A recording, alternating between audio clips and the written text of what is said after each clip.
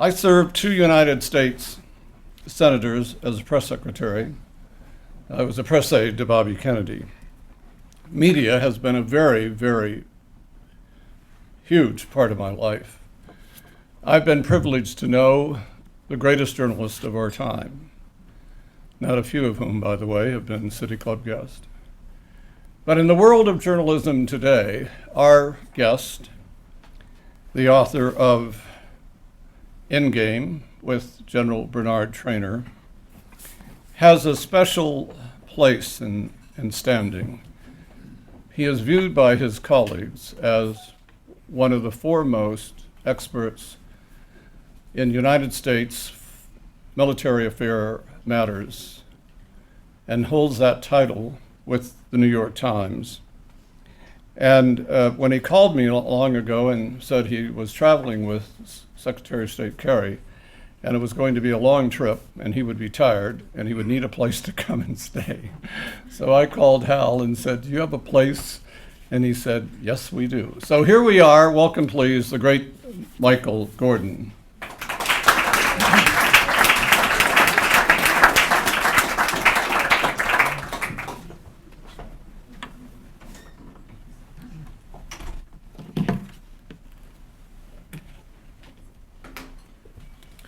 Well, I'm very glad to be here, and certainly it's always interesting to be introduced by George because he tells so many fascinating stories just out there, just waiting to come up and speak here. I think he should have his own event and host himself because he's really got a lot of very good and really fascinating things to say. And I appeared before his forum in '07. When I had wrote yet another book on Iraq right after the invasion. So this is my second time here. And it is true that I needed a break after some of the Kerry travel, which is what I've been doing lately, because he hasn't taken just one trip. He's already taken 4 trips, and I can't keep track of them all, but I'm pretty sure that since the State Department keeps a list, he's already been to 18 countries. And I think we've literally been on the road for about a month straight, and sometimes there are 2 countries a day. He's a very, we can talk about that too, but he's a very, I think he's going to be a very significant figure in the second Obama administration, and he's very much of an activist who wants to accomplish things in the diplomatic front, and he's not just be the Secretary of State.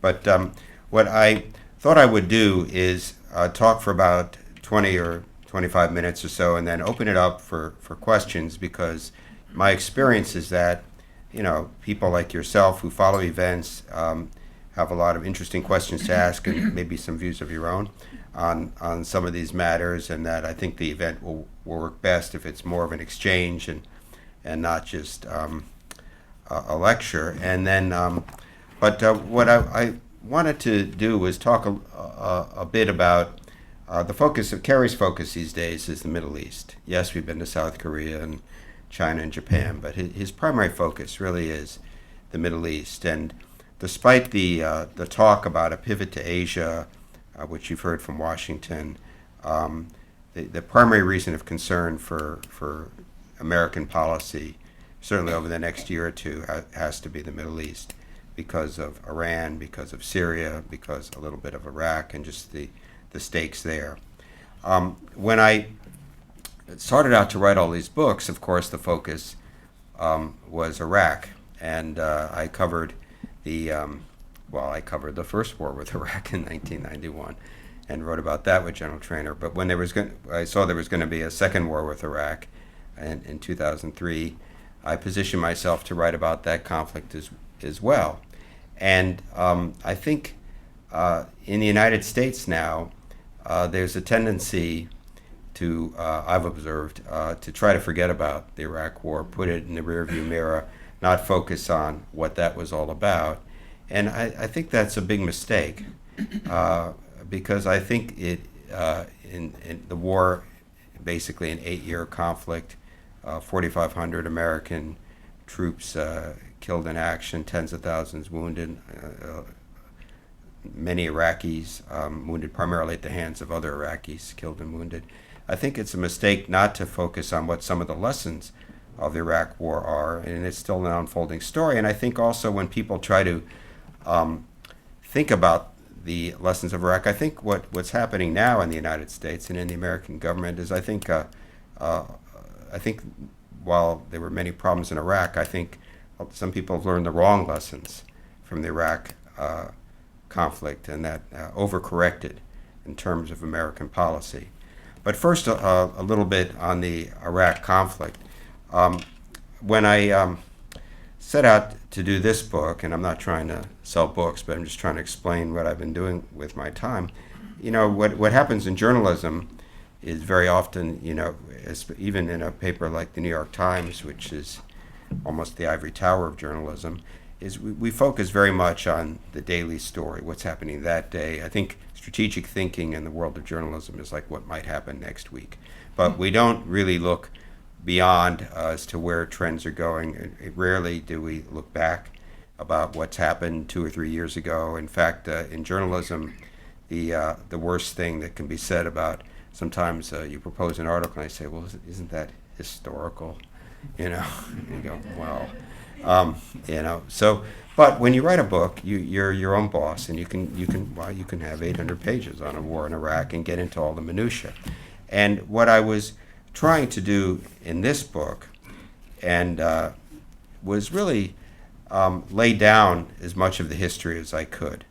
And sometimes people say, well, it wasn't as if I felt like if I didn't write this, someone else write it. What would write it? What I felt was if I didn't write this, nobody would write it, because everyone has already moved on to Afghanistan, to Syria, to some other conflict.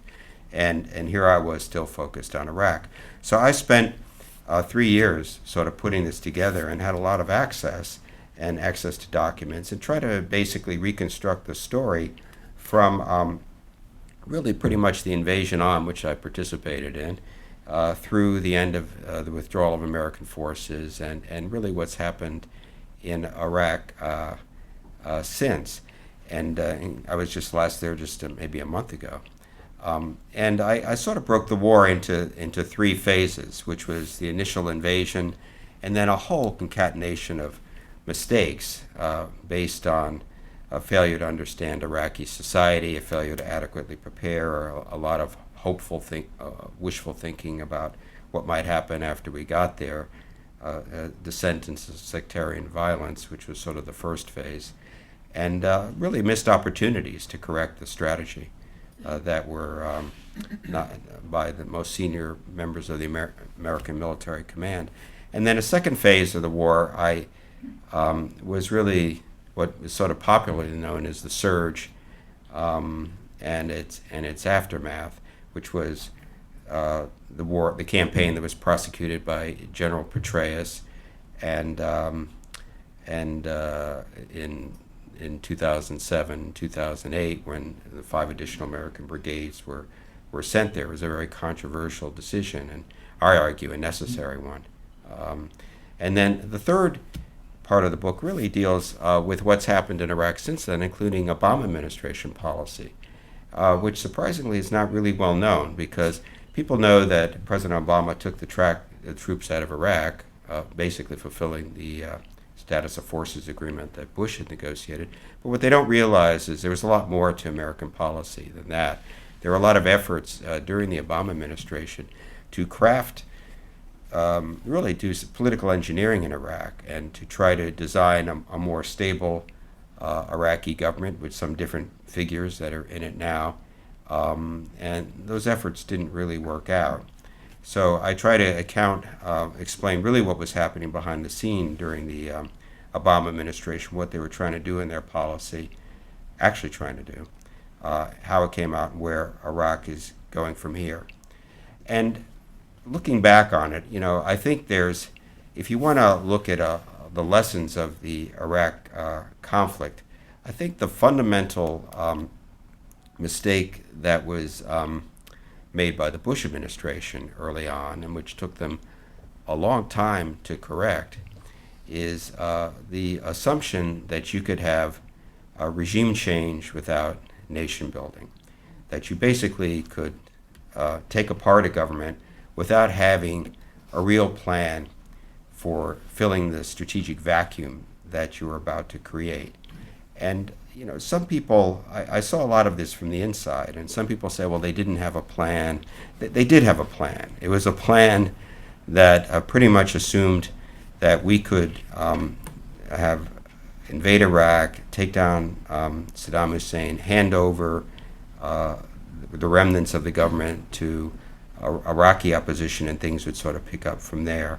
And Condi Rice explained it to me on the record, saying the plan was the institutions would hold, and we would just sort of more or less replace the people at the top. But the strategic mistake that was made by the Bush administration was the assumption you could have regime change without a well-resourced, developed, and nuanced plan for filling that vacuum, holding the country together, establishing order, training the police, building up the army, and making sure the institutions held. And so much of what happened really in the first few years of the Iraq conflict was partly a self-inflicted wound, an insurgency, I think, that would have occurred in any event, but which became much more virulent than it need have been due to mistakes the Americans made. And sure enough, by 2007, I think the Bush administration had figured out what needed to be done, and to its credit, tried to do most of those things. And before departing the country, decided that they had to reverse the kind of regain the tactical momentum. You couldn't leave Iraq perched on the verge of civil war and just wash your hands of the conflict. We invaded their country, owed it to them to do more than that. And I think under Petraeus, even though he's had his trials and tribulations in recent months, I think he really does, and General Odierno, who is now the Chief of Staff of the Army, deserve a lot of credit for helping to turn around the security situation at that point in time, and really making, ironically, the current administration, which was so opposed to the surge, really benefited greatly from it, because it was because of the military success of the surge that it's been possible for the American forces to leave as they have without the country descending into chaos, really, although there are lots of problems there. That's the mistake, I think, the principal mistake the Bush administration made. The concern I have at this point in time is I think there's been a huge overcorrection in American foreign policy for what happened in Iraq and Afghanistan. And if you look back at those, and I've been in Afghanistan too, you look back at those war years, and really you could make a case that really what we had with those two wars was strategic overreach on the part of the United States. We had a war in Afghanistan that was by no means finished, and while that thing was still going on, we initiated, the United States initiated, with the support of most of the Democratic members in the Congress and the Senate, a war in Iraq, and had two wars going on, basically tying down all our forces, and they were more or less strategically fixed. If something else had happened in the world, we wouldn't have been well poised to do it. We were juggling these two conflicts. And when you stand back and look at it, it was hugely overambitious. I think basically the government itself didn't realize what it was getting into when it did this, and never anticipated it would be as complicated and as draining as this. It was a case of strategic overreach. But what I think we've had, and what we're in danger of getting involved in now, is an overcorrection. And by that I mean the following. Well, if you look in the realm of military policy, clearly what made the surge work and what these conflicts really involved was counterinsurgency, which is of necessity a troop-intensive activity where you live among the population, try to separate them from the insurgents and build order in society, and in those societies. But what we have now is, due to the fact that the wars aren't popular, and is a sense that, well, we're never going to do counterinsurgency again. So what we're going to do, and what we are doing, is we're going to do push-button war. We're going to rely very heavily on drones in Pakistan and Yemen and other places to go after our enemies, but without putting our own troops on the ground. And there's a real limitation to what you can do with drones. There was an Army officer I talked to. Some of this reminds me of what happened after Vietnam when they started to do counterinsurgency, and then the Vietnam War was unpopular, and the Army basically had to rediscover the lessons. But I would say counterinsurgency is a doctrine, is sort of politically dead, and we're never going to do that again until we do. I mean, there will come a time and a place where the American forces will be involved, and they'll have to engage. I can't tell you where, I can't tell you when, but we'll have to engage in putting troops on land to help do stability operations and keep a society, hold it together, because there's just a limit with what you can do by raining destruction from the skies. So I think that's a military lesson that may have been overlearned. On the political front, I think that while the Iraq War was controversial and Afghanistan is still going on, and that's clearly not so popular, I think that in a number of respects, the government has, in its desire to get away from those policies, has gone too far in the other direction, and actually created some undesirable inadvertent consequences from this. And I'll start with Iraq, and I'll make a little bit of a tour of the region. In the case of Iraq, okay, we have no troops in Iraq right now, and they all came out at the end of 2011, even though an attempt was made to negotiate the presence of a small force. But in my view, this is not necessarily a positive thing. This has Iraq today is less stable than it was when we did have some troops in Iraq. There's a lot of sectarian tensions between the Sunnis and Maliki. In recent weeks, there's actually been open conflict between the Iraqi army and some of the Sunnis. The Iraqi army had an arrest warrant for the former finance minister. And without having some presence on the ground, it didn't have to be a lot. There's certainly nothing like 100,000, 5,000 forces of that sort. American influence, I think, in Iraq is really minimal these days. And we're just not in a position to, no less a person than Leon Panetta said something like this in a statement to for a report where he said that we don't have the same influence we had with Maliki and others, political influence, to shape what's going on there. And Iraq's an important society. It's the second largest proven oil reserves. It's the fault line of Shia, Sunni. It's between Iran and Turkey and Saudi Arabia. It's a strategically important place. Another consequence of not having troops in Iraq or forces in Iraq is that, well, Iraq's airspace is completely ungoverned territory. Iraq has no air force. And when we were there, we were the Air Force. But had we negotiated a presence of some forces, we might have had 6 to 12 aircraft there, but enough to control the skies. And what this has meant is that Iran, and it's a matter of public record, I've written about it and others have too, has been flying large shipments of arms through Iraqi airspace to support Bashar al-Assad in Syria on virtually a daily basis for months. And because we don't have any planes there to kind of establish our authority over the skies, and because Iraq has no air force, and because our influence is at an all-time low, and they're not going to cross Iran too much, this has had a very unfortunate effect in prolonging the conflict in Syria and exacerbating it.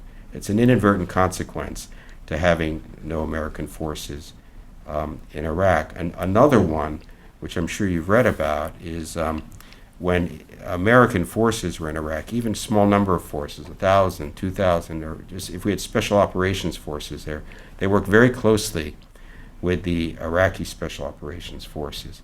But we're not there to work with them that way and to get them to where they need to go and to help them with the intelligence and to help them with the planning. And as a consequence, Al-Qaeda in Iraq, which still exists, has become stronger in Iraq.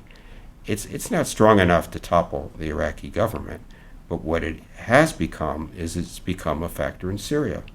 And there's a organization in Syria, which is one of the more potent opposition organizations, the Nusra Front, which, according to the State Department, is basically linked to al-Qaeda in Iraq. So by not having a small presence in Iraq, we've enabled al-Qaeda in Iraq has become stronger, and it's become more of a force in Syria, and not a good one, a force for ill. So those are two sort of inadvertent consequences of what I consider an overcorrection by saying, well, we don't like the Iraq war, therefore we're not going to try too hard to negotiate a SOFA agreement and keep troops there. We're going to get everybody out. It's good politics, perhaps, but it's basically poured oil on the flames in Syria, which has made that problem all the much worse. So I think that's on the Iraq side. I think other places where I think American policy is overcorrected a little bit is if you just look at the recent conflicts, if you look at Libya, to me, it was like, in a certain form, it was like a return of Don Rumsfeld. Again, regime change without nation building. We supported, enabled, along with the British and French, taking down of the Gaddafi government, which was not that hard to do, but went on forever because of the constraints on the operation. But there was not a serious effort there because of the wariness about putting anybody on the ground or getting involved, or even to have a small presence would somehow lead to a quagmire on the nation building side of it. So what is helping the Libyan government stand up, helping to build up their security forces? And okay, we're not entangled there, but Libya these days is essentially a failed state, where militias are the primary form of security. They don't really have a reliable national army or anything like that. And how has that affected things? Well, if a lot of the trouble in Mali that you have now has been spawned by all of the arms that were never secured. It sounds like Iraq, right? That went south and fell into the hands of these Islamic fanatics who, and al-Qaeda in the Islamic Maghreb, which made Mali much more of a crisis, which then led to the French intervention, which we're supporting.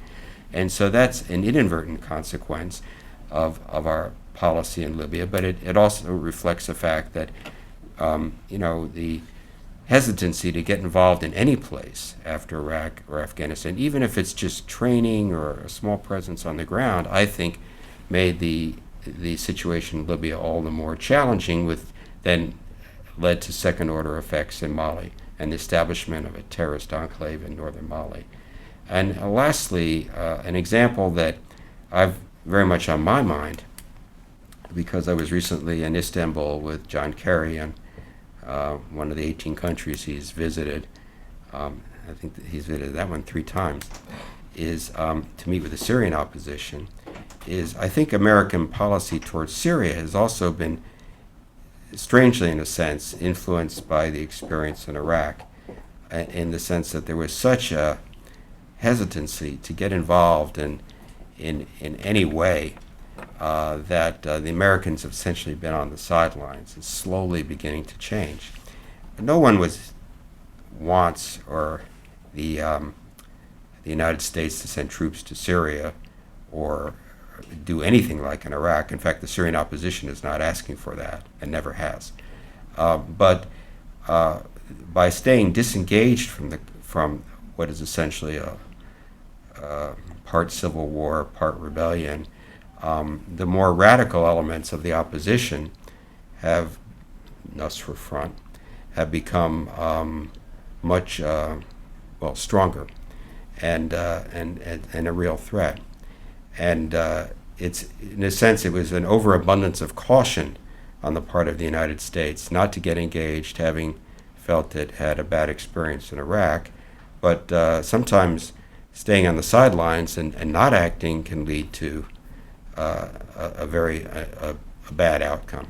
And what's been happening in Syria is, I think the worry is not that Assad won't go. At some point he will, but the worry is that the wrong people are going to come to the fore. So having basically taken care of al-Qaeda in Iraq, having basically taken care of al-Qaeda in Afghanistan, We now face a situation where an Al-Qaeda affiliated organization controls a significant part of Syria and could control more. And this is a country does have, no one disputes it, lots of WMD, chemical weapons, some of which was recently used. And that now is beginning to have an effect in Washington. And the Obama administration is carefully and under, I think, with John Kerry as a prod, is moving toward providing some non-lethal support to who they're hoping to identify as the moderate opposition. They may be moving to lethal support, and the British and French are doing the same. But I think that if you look at the way the Syrian conflict has gone, this is about a year behind the curve, and I think there's a lot of lost time. And the question is now, can we catch up and strengthen and enable the moderate forces so that when Assad falls, at least people affiliated with the United States and Western Europe have a role in the future government, as opposed to people affiliated with Nusra Front and Iran or Al-Qaeda.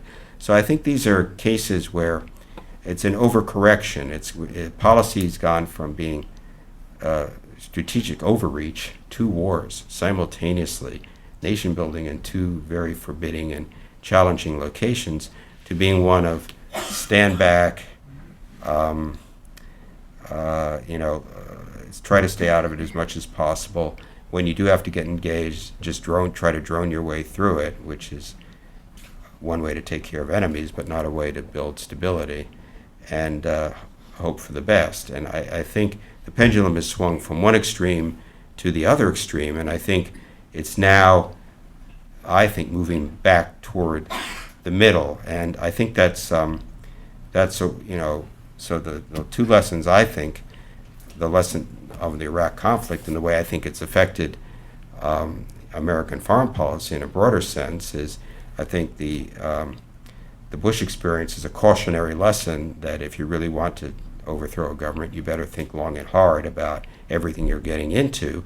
But I think the Obama experience is also a cautionary lesson, and you shouldn't overlearn the lessons. And you just because you had one difficult experience doesn't mean you can stand back from all conflicts and not engage in certain respect, even if it's merely by arming Syrian opposition or engaging in a limited amount of nation building. But that's my take on the situation, not from an ideological standpoint, just from an analytical standpoint, and just watching it.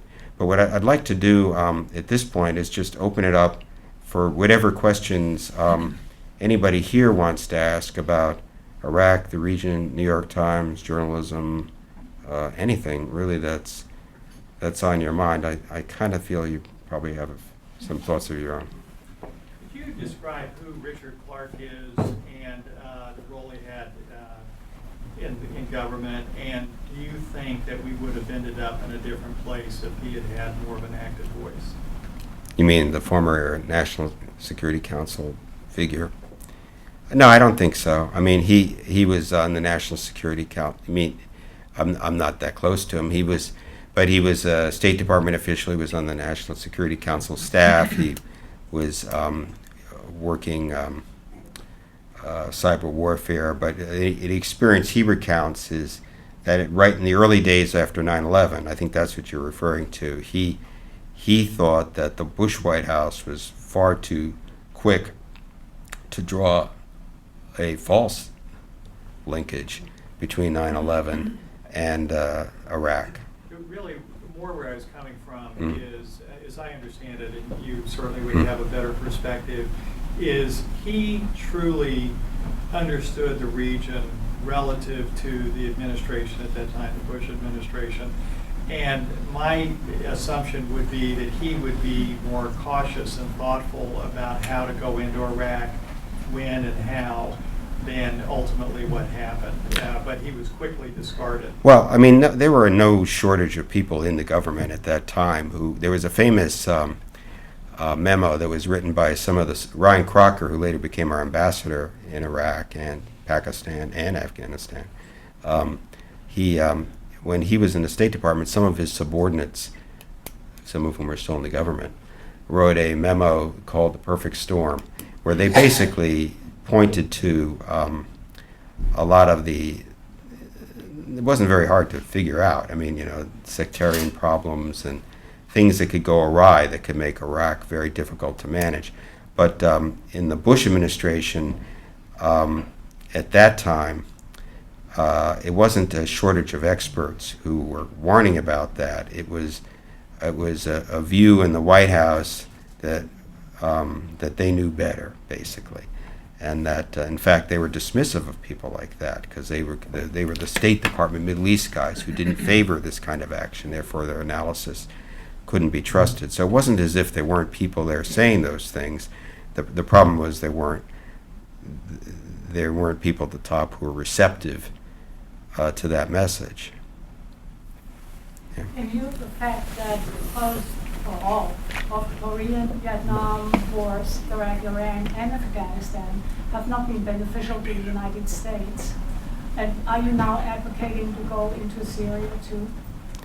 I'm not advocating anything because I'm not, I'm not a proponent. I'm like a journalist, but I think that there's a war going on in Syria. So it's not like there's not a war going on. There is a war going on, and the war is beginning to overspill its boundaries.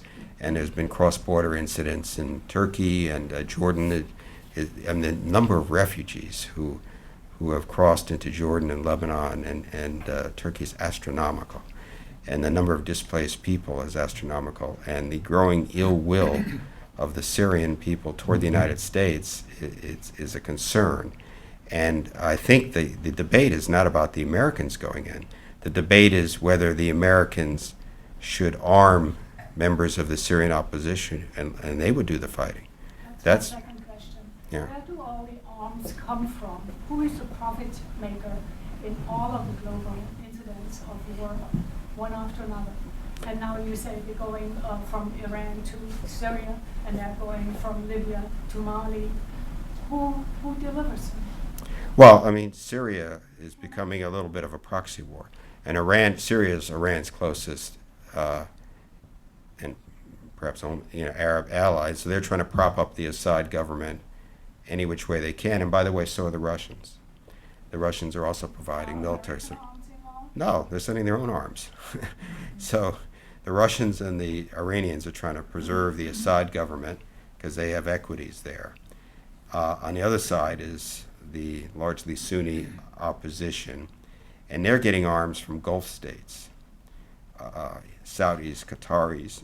But they don't build them there. Where do they come They from? buy them. They have tons of money. They have the world is not hurting for arms, and so the issue is there's this war going on. Different countries are participating in it by supporting this side or that. We're concerned about who might come out on top, and what the debate has been is if you don't back anybody in this fight, should you back anybody in this fight in the hope that that party ends up on top as opposed to somebody else you like less? The debate hasn't been, and no one's proposed sending American forces into Syria. I gotta get You some use water. the term nation building, and a lot of people have used it as well. I'm wondering what you interpreted what that means, and to what extent it should be a goal of foreign policy of the United States. Well, sometimes they call it stability operations. They have different names for it. But if you're going to be present in a failed state or a country that's gone through regime change, or either that it's happened on its own or you've caused it, somebody has to train the military and the security forces according to some standards, including human rights standards. Somebody has to help them build these institutions. I mean, I don't think there's, I think it's been done in the Balkans. It's been done in other places. It's not, it's nothing if you're not prepared to undertake that, maybe you shouldn't invade the country in the first place, is my argument. So what I think, my argument on the Iraq conflict is, when I was watching a lot of this planning on the inside, the military had phases 1, 2, 3, 4. Okay, phase 3 was major combat operations, go to Baghdad, take down the regime. That actually went pretty well. there was a sandstorm, and Saddam Hussein fought back for a while and delayed things a couple weeks. But basically, it went pretty well, phase 3. But there was always another phase to the plan. It was called phase 4. It was like, now what? The day after problem. Now the country is yours. The old, you broke it, you own it. And the thing that I always found backwards about the American military planning is, leading up to the Iraq War, the amount of effort that went into phases 1, 2, and 3 was just incredible. They probably spent 1.5 years on that plan. This version, that version, the generated start, the hybrid, the Cobra II. They had all these different versions of how to get to Baghdad. But the part that didn't get that much attention was phase 4, which is how you're going to govern the society. What is the government going to be like? Who's going to train the police? How many police do you need? What about the judicial system? That sort of thing. And I think they had it exactly the reverse. I think you should do the phase 4 planning first. If you can't do the phase 4 planning, and if you don't think you have a good phase 4 plan, then don't do phase 1, 2, and 3. But what we do is we do phase 1, 2, and 3, and then we go, all right, now what? And then we improvise. And so my argument on nation building is just that if you're not prepared to help these societies, we did nation building in Japan. There's nothing. It's a necessary phase of a foreign policy if your foreign policy is to help failed states and to implant new governments. But if you're not ready to take that on in concert with the international community, then don't take the plunge in the first place. But the answer is nobody's doing it now. And should one of these conflicts happen again, this is part of the overcorrection. Should something happen and the State Department have to parachute into a place to do this again, they don't have the capability to do it. After all of these years, they don't. Yeah. Thank you. Max Boot, who was a City Club guest in the last few weeks, in a very generous review in the Wall Street Journal, says that your book is likely to stand for decades as the definitive account of the Iraq War. And that being the case, I too had a further question about Syria.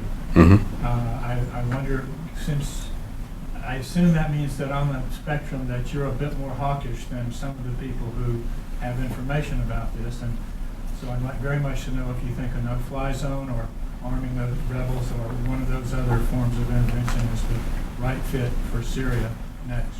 Well, I'm not hawkish. I've traveled now with John Kerry, and he's trying to do a Palestinian-Israeli peace agreement as his first priority, and he's trying to. The American policy now is to, by the way, intervene. If you ask what is Obama's real Syria policy now, I call it arming from behind. The policy is to encourage, support, coordinate with the Saudis, the Qataris, the British, the French, and other governments to arm the opposition. We don't arm. We merely, and Kerry's been pretty open about this, we merely coordinate with the people who do. Meanwhile, the CIA, and this has been established, New York Times has written about it, trains these people in Jordan. So that's the current American policy. And the goal, though, is to inculcate some sort of political negotiation between elements of the regime and the opposition and have a transition. Right now, Assad doesn't think he's losing because he may not be losing. He's getting enough Iranian support, enough Russian support that while he's beleaguered, he's not in danger of being toppled imminently. And so if you're trying to create this, what Kerry and the administration is trying to do, the current American policy is to somehow find mechanisms to increase the pressure on the regime, try to create this negotiation without taking the plunge militarily and owning the problem. I do think that, and it's not what's interesting to me is some of the people who looked at Syria, like Senator Carl Levin, right, liberal Democrat, Michigan, chairman of the Senate Armed Services Committee, has been an advocate of getting out of Iraq and Afghanistan, no proponent of the surge. He recently sent a letter to President Obama with John McCain urging that they look at the establishment of a safe zone in northern Syria. So this new opposition government could set up, people would have a bit of a sanctuary. And so I don't think this is a hawk-dove Democrat-Republican issue anymore at this point. I think it's more complicated than that. But I do think that one can make a case for, since the United States government's arming from behind, maybe it could offer the aid more directly. And I do think it's worth examining some of these proposals, such for a buffer zone or a no-fly zone. I mean, what's happening in Syria is pretty horrific. It's not just the 2 instances of chemical weapons use, which have been, there's no debate about that. They've established that sarin was used. The debate is who ordered it, what's the chain of command, was it really ordered by the government, but that people were affected by it, that the intelligence has established that. Scud missiles falling on populated centers, which has been a big problem. It's ratcheting up, and I think it is within the capacity of the United States and some of the Western nations to take some military measures down the road if the arming doesn't work. White House, for the record, the White House says it's considering it. Thank you. If we assume Assad leaves, and if we further assume that more moderate forces don't end up in control of Syria, I wonder if you could comment on what you think the implications are for Jordan, the relationship between Syria and Israel, and just more broadly the region. And are we, in your comments, are we making certain assumptions, again, about how bad we think things might be, or that are maybe inflated?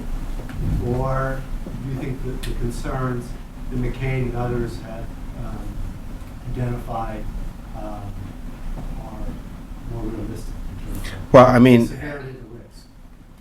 I'm not presenting myself as an expert on Syria, but I do think that, and I think people in the Obama administration think that as bad as the Syria conflict is at present time, it can get much worse in terms of the human cost. I mean, you're already talking about more than 70,000 dead.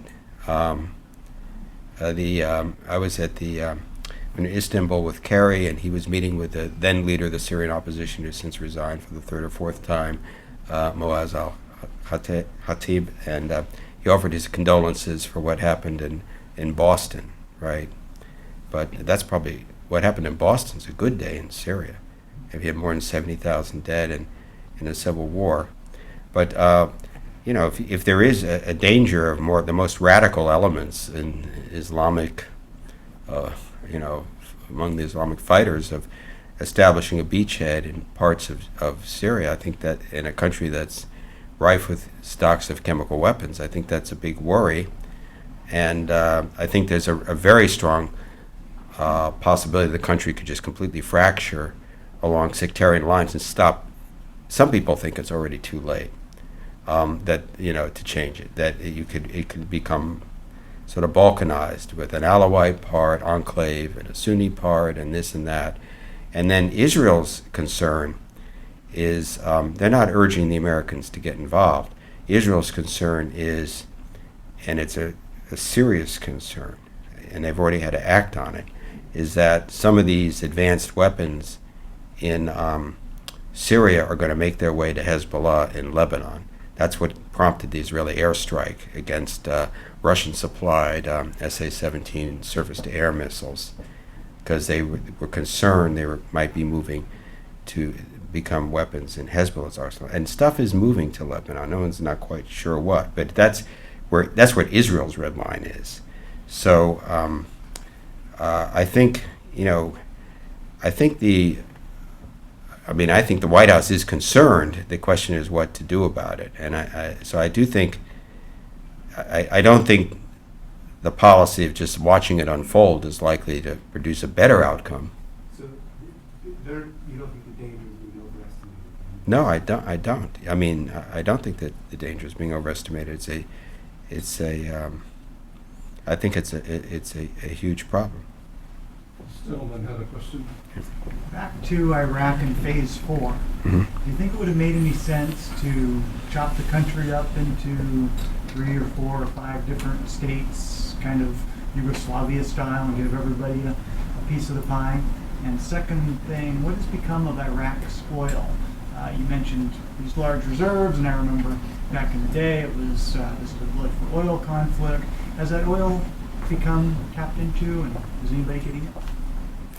On the partition concept, that would never have worked, and nobody in Iraq favors it. It was a brainstorm by then Senator Biden and Les Gelb, my former mentor at the New York Times, who I think were overly influenced. You know, sometimes there's a danger, you know, they say sometimes the generals fight the last war. Well, sometimes the politicians sort of fight the last peace. And these people were very, I think, influenced by the way Bosnia was handled and the Dayton talks and all of that. And I think they tended to think about Iraq, use that template to think about Iraq. The reason it wouldn't work in Iraq is I think Iraqis, certainly Arab Iraqis, the Kurds are a bit of a separate case, they do think of themselves as Iraqis first. Second of all, there ain't no oil in the Sunni areas. And so in Anbar or Nineveh, places like that. So dividing the country up and leaving the Sunnis with a kind of a rump state without any resources wasn't a very attractive proposition to them. And so it wouldn't have ended the insurgency. Therefore, it wouldn't have accomplished anything. And plus, a lot of, like any of these societies, you know, it's less mixed than it used to be, but Baghdad was a pretty mixed place. You'd have mixed neighborhoods, and you have mixed families, mixed marriages. You know, it's not so easy to disentangle. So I don't think that. In fact, when that idea came out, there was a really violent reaction to it in Iraq, and Biden had to say, "Well, I didn't really mean that. What I meant was federalism." And the American embassy had to issue a statement saying we don't. That's just the Congress talking. Don't listen to them. And but that wouldn't appeal to Iraqis. On the oil's flowing, and Iraq produces more oil than Iran now, and there's still lots of issues there and contracts and all that. The problem with oil is the Kurds are been contemplating a direct energy pipeline to Turkey, which would make them even more autonomous. And American governments are trying to head that off with the Turks and with the Kurds, because that could cause a lot of problems in Iraq. But the oil's flowing, and it's flowing onto the world market. John Freeman? Yeah, I'm just curious. You've covered wars and hotspots and traveled all around the world and seen a lot and experienced a lot. And I wondered, how has covering war and the awfulness of war, how has that affected you? How has it changed you? Are you a different person now than you were when you first started? Mr. Freeman is a former journalist. I never covered war, though. I didn't set out to cover war. You know, there are people who are always fascinated by that sort of thing, and I wasn't one of those. And and indeed, when I came to the New York Times, I was tending to cover more arms control and U.S.-Soviet relations and all that. And then I ended up covering the Pentagon, and they had the Panama invasion, and which was a small thing, but it was war. And then the first Iraq War, and then the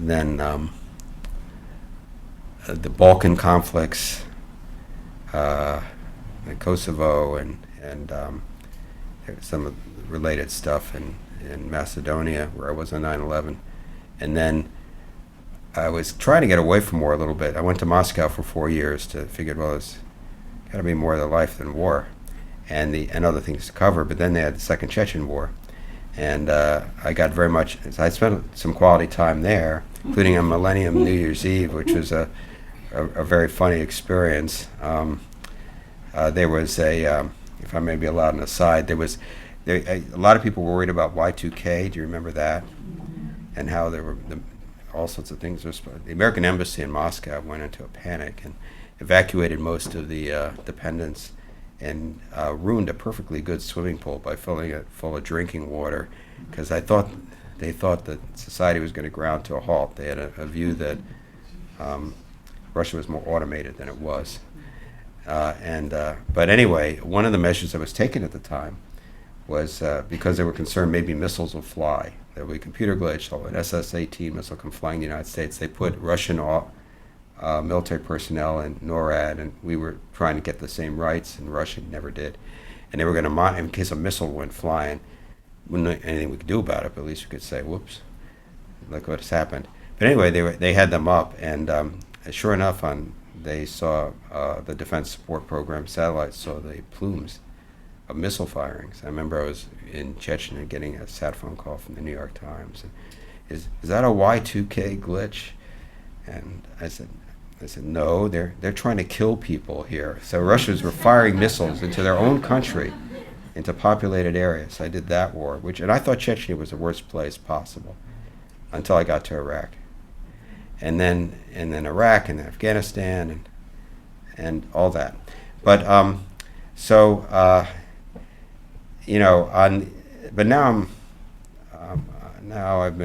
I'm peace. I'm covering John Kerry in the State Department and the quest for peace. So I'm not wedded to it. It's not like I need the adrenaline rush of it, because I don't. And I was telling some friends, I did have, it didn't change me, I don't think. But what I saw there, is just, and the thing that does stick with me, is I just saw and experienced just incredible sacrifices. When you're in an event during the surge, and there's a complex IED attack, and 3 service members who you were just talking to a few minutes ago, who were just maybe 50 feet from you or eviscerated, and others are wounded. You just see incredible sacrifices and carnage. And so the way, just as a personal note, the way it affects me is when you see these sacrifices and you see everything that went into it, you really want something good to come out of it. And you don't just want to walk away from it. And you don't want to just say, well, I'm sorry we did that, and well, let's just forget that we ever went there and pretend Iraq's a normal country that we didn't create. But it isn't a normal country, and we did create it. We picked the prime minister, Zal Khalilzad, invited him to run. And, so that's how it's affected me. When I look at Afghanistan and I say, okay, it's not just a place to wash your hands of and just try to slink out the back door, which is the tendency of some politicians in Washington. I think when all the sacrifice and the blood and the treasure and the lost limbs and the traumatic brain injury and the dollars, you want to see something come out of it without getting caught in a quagmire. I think that's how it's affected me. Margaret. I had a very interesting conversation with a gentleman before your talk who has spent a great deal of time in Iran, Mm-hmm. and he was saying, you don't need to worry that much about Iran.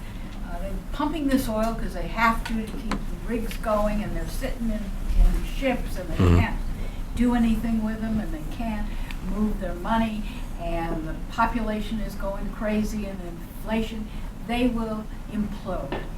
Do you agree with that? Well, I don't know. I'm not in Iran, and I've actually never been to Iran, although I would go if they would let me in. But I think that really what's happened now, the Iranian situation, I didn't mention Iran. It's a good thing you raised it.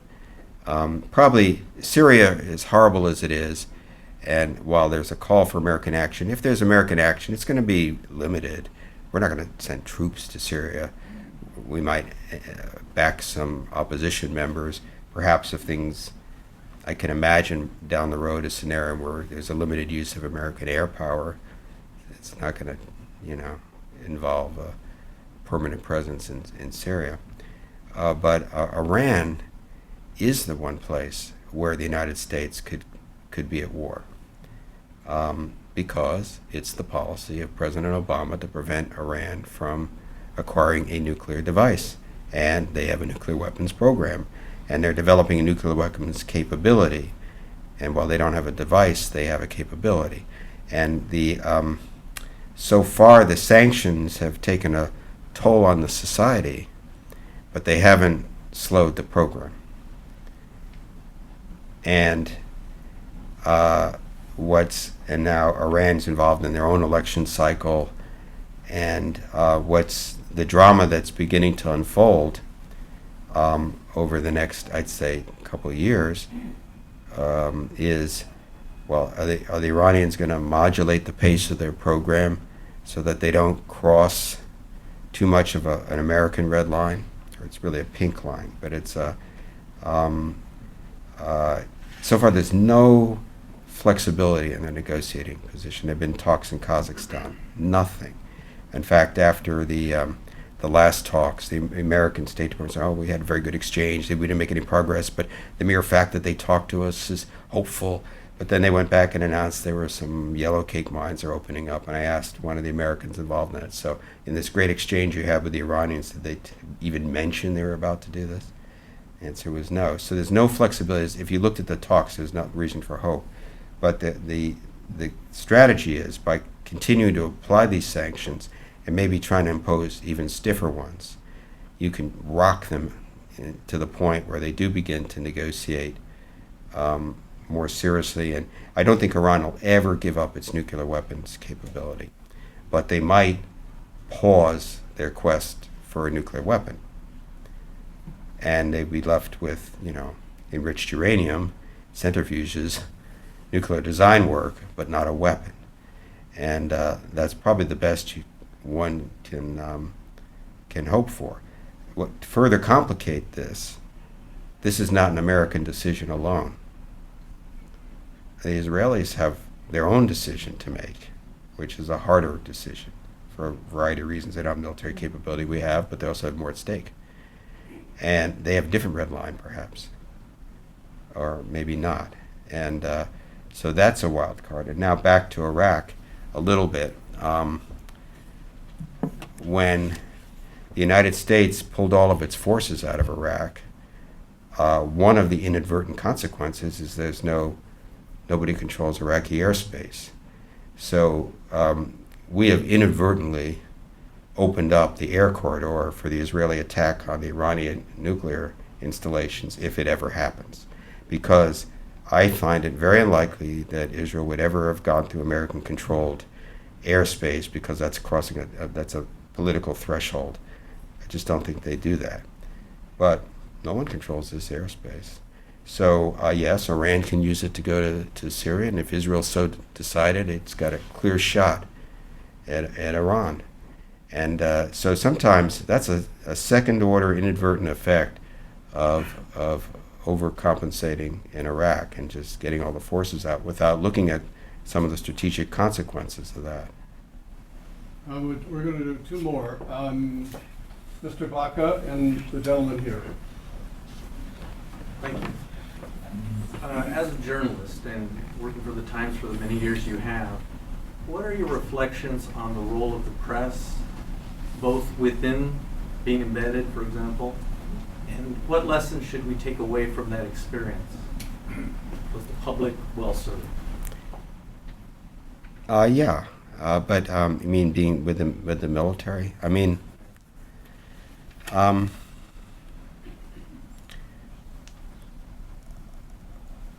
in my view on this is just pretty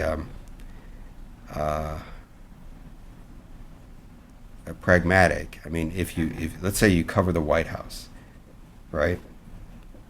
Well, then I guess you got to go to the White House and go to their press conferences and travel on the plane with the president and listen to the Jay Carney and then listen to the senior administration official. And if you cover the State Department, then you go with John Kerry. And in all of these beats, whatever they are, there's a risk of being spun or being too dependent on your sources. That's a risk in any of these beats. I think it's more risk at the White House than anywhere else because it doesn't have a subject matter of its own. You're dependent on a small group of people for information. But anyway, if you cover the White House, you go to the White House. So if you cover the American military, well, at war, you have to be with the military. I covered the, if covered could be the word, the 91 war with Iraq, to liberate Kuwait, and they didn't have embeds then. They had a broken pool system, and you kind of weren't there when it happened, and you weren't really. I did reconstruct it for a book, but I wasn't there when it happened, and I don't really know what things happened, and so I do think there's no alternative to being with the troops. And now, do I think that makes you dependent on them? I don't think so, because if any of you guys, and I'm sure you have talked to young soldiers or Marines, they're not shy about expressing their opinions, and their opinions are not always politically correct, and they actually don't care, and they're pretty blunt about what they see. So I think yes, you have to be careful not to be dependent on the military for your version of reality, but I don't think you need to be, and I don't think it's any different. There's no other way to do it. Not covering the war isn't practical, and in some of these, when you have major combat operations, it's just not practical to not be embedded. It's not like you can drive around and on the battlefield on your own, and in Chechnya, actually, there was a period where you could be with the Russian military, and then you could kind of go to the rebel side and talk to them. You can kind of go back if you did it carefully. These conflicts aren't like that. You can't. So you either. But I'll say this about the times: there are people like one of my colleagues, Alyssa Rubin, who's in Baghdad now in Kabul. She often went out on her own to places in Iraq to get the unfiltered Iraqi view. So when you cover Iraq or covering Afghanistan or covering wherever it is we're going to fight next, you want to get the unfiltered view of the people there. That you can do. But when you're in the middle of the war, you have to be with the warriors. It's just, there's no other way to do it. How do you fight the compulsion to, like you were sharing with us, to make it purposeful? Does that enter into your perspective? That's a good question. And I did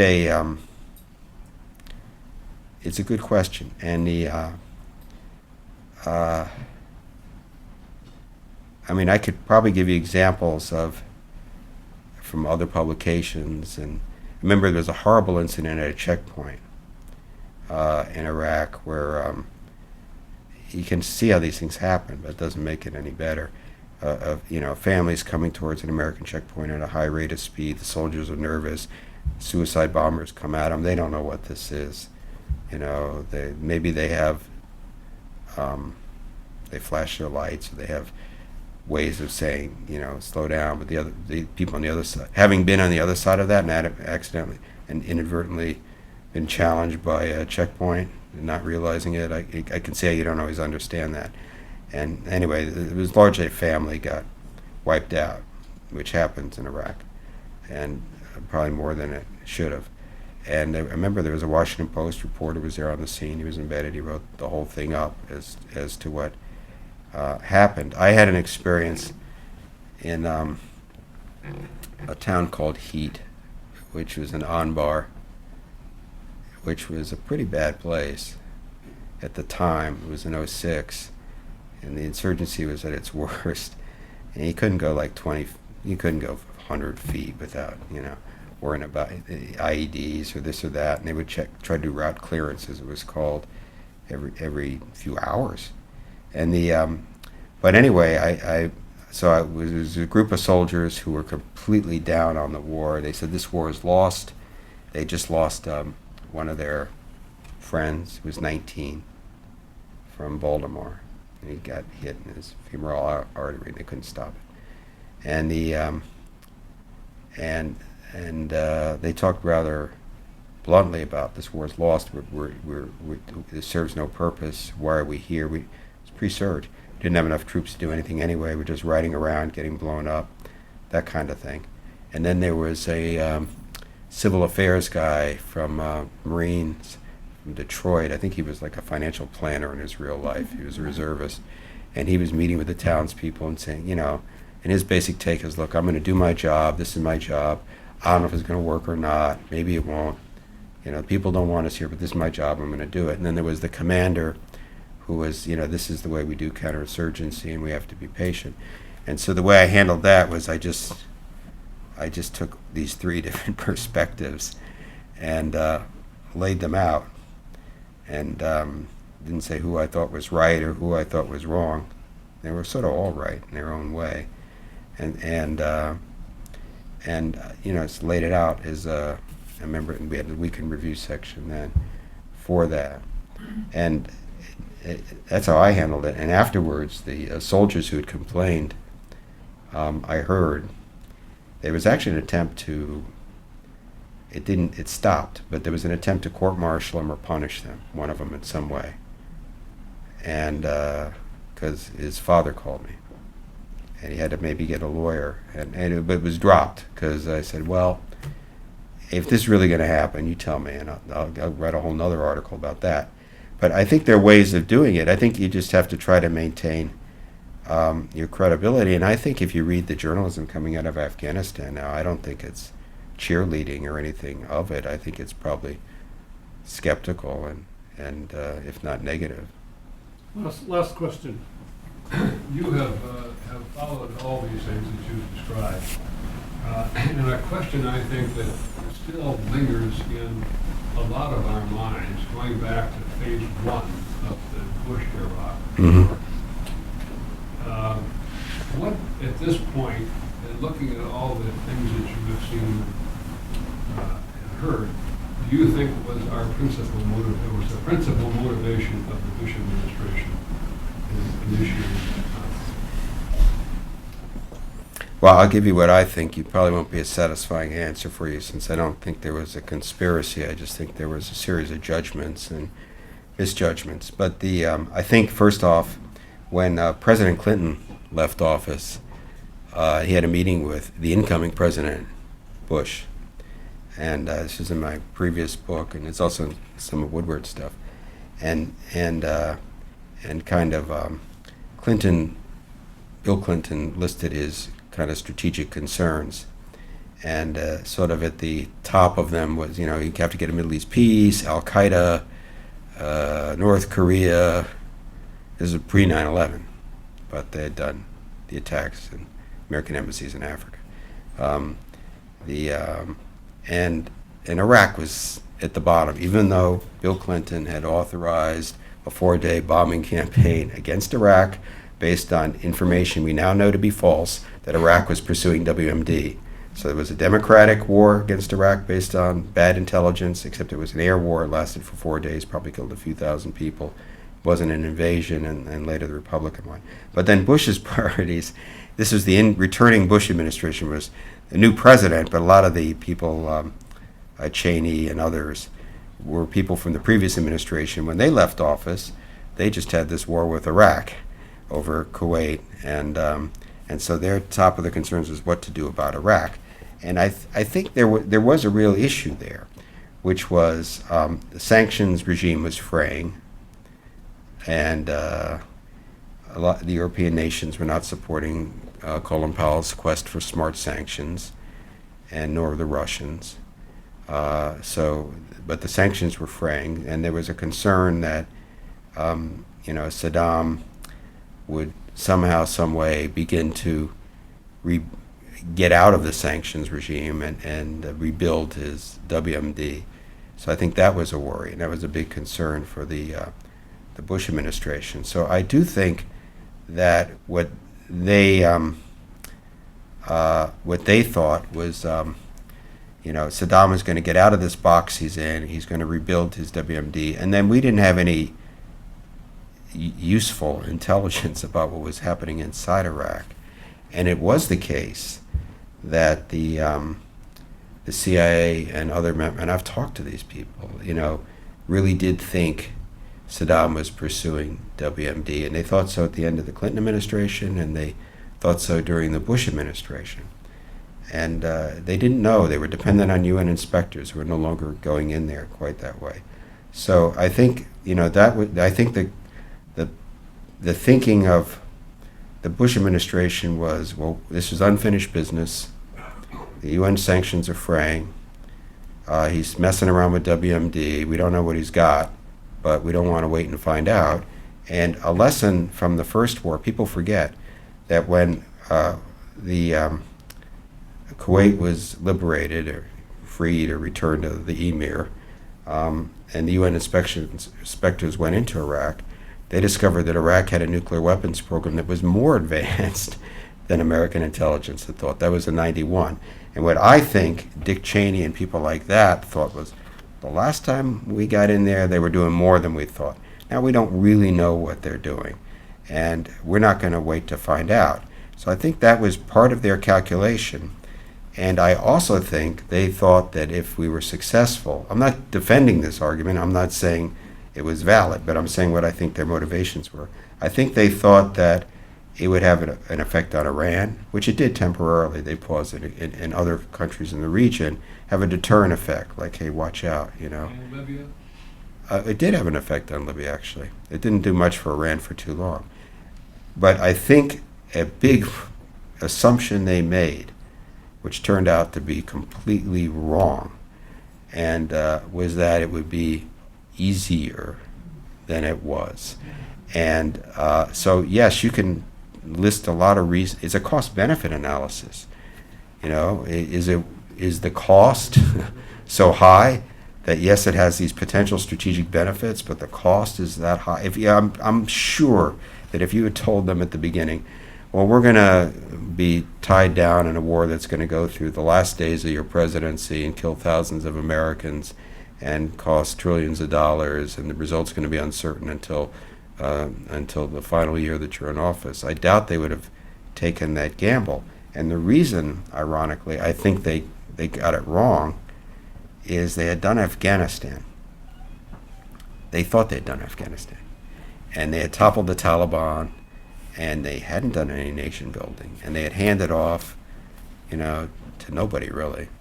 And the place had not imploded because it's Afghanistan. And it doesn't implode that way. It's not and the Taliban had gone to ground, but they weren't licking their wounds, but they weren't defeated. But we didn't know because we weren't there in significant numbers. And I think what happened is the Bush team looked at Afghanistan and said, well, we did this. In fact, Rumsfeld gave a speech before the Iraq War on beyond nation building, and he kind of pointed to Afghanistan as one of the examples. We did this, we didn't do the nation building, we got rid of the Taliban, over to you guys, good luck, turnkey operation, next, Iraq. And I think they thought it would be very much like that. And I think it was, that was their most serious miscalculation. This is the book. We have copies left. We actually would prefer not to take any back. So if you don't have a copy, it's a very reasonably priced book. You should buy it, and he will sign it, and it will become a collector's item. This has been hugely interesting. As I said, this is one of the more thoughtful journalists around, so regarded. Thank you, Roxy. Thank the Jacob boys, brothers, Hal and Jeff, for this opportunity. And let's express our appreciation.